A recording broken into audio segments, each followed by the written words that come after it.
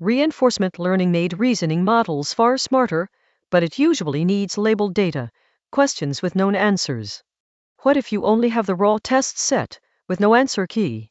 Test time reinforcement learning, or TTRL, lets a model improve on unlabeled data by grading itself. We'll cover the problem, what TTRL is, how it works, its reward mechanism, the numbers, and when to use it. Standard RL from verifiable rewards needs a ground truth answer to score each response. But the most valuable data, the fresh questions your model meets in the wild, usually has no labels. Annotating it is slow and costly, and by the time you do, the distribution has shifted. So models get stuck. They can sample answers all day, but they cannot tell which ones are actually right. TTRL, introduced in 2025, turns inference itself into a small reinforcement learning loop. For each unlabeled question, the model samples many answers, takes the majority vote as a best guess pseudo-label, and rewards responses that match it. Then it updates its own weights on that reward. No human labels, no separate reward model. It bootstraps from its own consensus and self-evolves. Here is the loop. 1. Sample many candidate answers for a question. 2. Take a majority vote to estimate the correct answer. 3. Give a simple rule-based reward, 1 if an answer matches the majority, 0 if not. 4. Run a policy gradient update, usually GRPO. The consensus answer gets reinforced, and the whole loop repeats across the unlabeled test set. Look closer at the reward pipeline. Repeated sampling gives a spread of answers.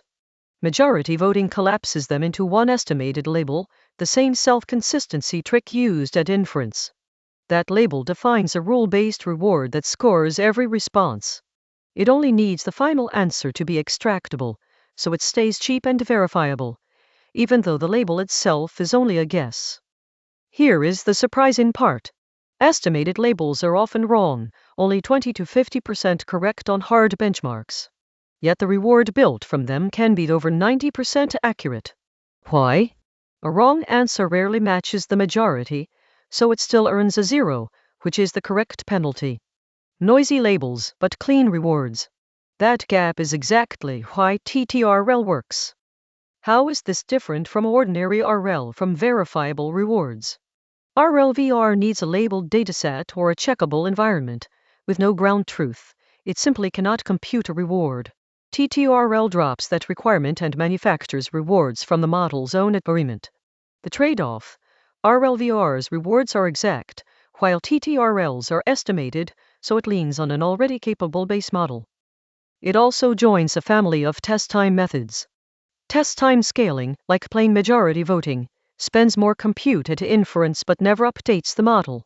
Test time training tweaks the weights with a self-supervised objective on the input. TTRL differs again. It updates the weights with reinforcement learning, using self-generated rewards. Same goal, adapt on the fly, but TTRL actually changes the policy. The results are striking.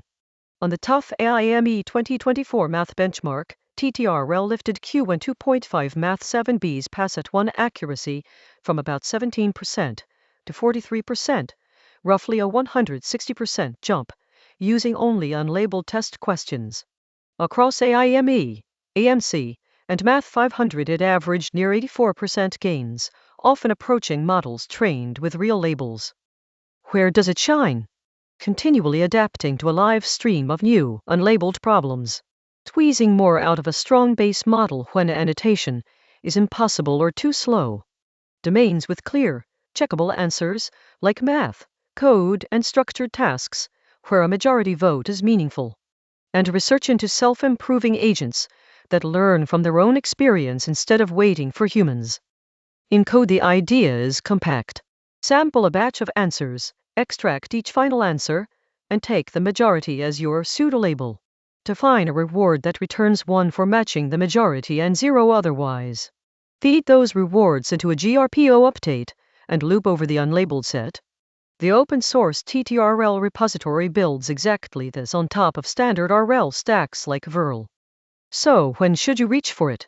When you have a capable base model, a pile of unlabeled but verifiable problems, and labeling is off the table. Think twice when the task has no clear correct answer, when your base model is weak, since garbage consensus in means garbage reward out, or when the extra sampling and training compute is too costly. And watch for reward collapse, where outputs shrink and lose diversity. Let's recap. RL usually needs labels, test data rarely has them. TTRL samples many answers, votes for a pseudo-label, rewards agreement, and updates the model with GRPO. No humans in the loop. Noisy labels still yield clean rewards, which is why it works, and at scale it can rival label-trained models. Use it on verifiable tasks with a strong base, and mind the compute and reward collapse.